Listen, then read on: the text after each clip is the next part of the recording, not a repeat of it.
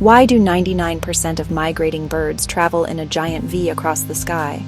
It's not just for fun. Here's the secret behind their flying formation. When birds fly in a V, each one rides on the updraft from the wings ahead.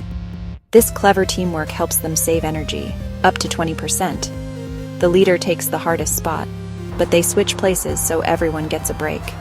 It also keeps the group organized, making it easier to communicate and stay together. Next time you spot a V in the sky, remember, it's nature's way of working smarter, not harder.